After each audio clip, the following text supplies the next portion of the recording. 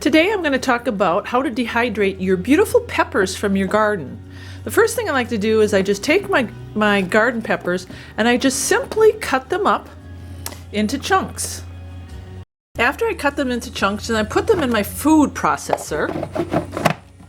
And you have to be very careful, you don't want to liquefy them. So I usually use the pulse and just chop them into smaller pieces, just like that. That's about what they should look like. Now you will notice that I still have my seeds, and the reason being is these are my very, very hot peppers, and I love keeping the seeds in.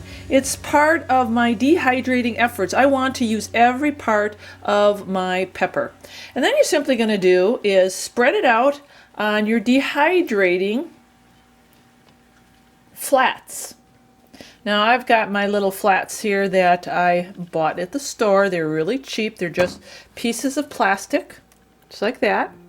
But if you have an Excalibur dehydrator, you probably have special mesh drying racks. These are homemade, made out of wood. And then what I'm going to do is I'm going to set them outside. I'm just going to set them outside and let nature do its job, but here's a couple options. I'll put them in my solar oven if I want to speed up the process. I can also put them in my car if I want to speed up the process, just simply roll down the window, or if you have full electricity, you can put them in your Excalibur dehydrator.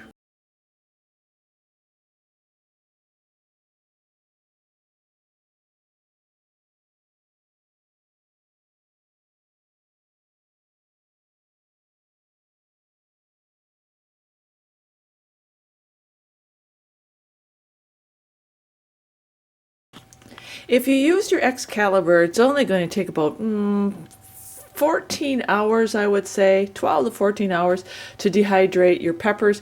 If you're using the car method, it's going to take at least a day or two, and the same thing if you do it outside in your solar oven, or you just use the screens like I do. And then for storage, I just simply use my canning jars, and many people will use Mylar bags. They will freeze then their dried peppers. Some will just keep it in their pantry shelf and use it right away. But this is what it looks like. Isn't that gorgeous?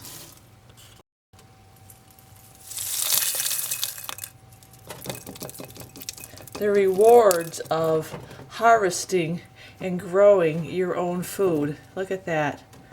That's great. And the final peppers. I love that.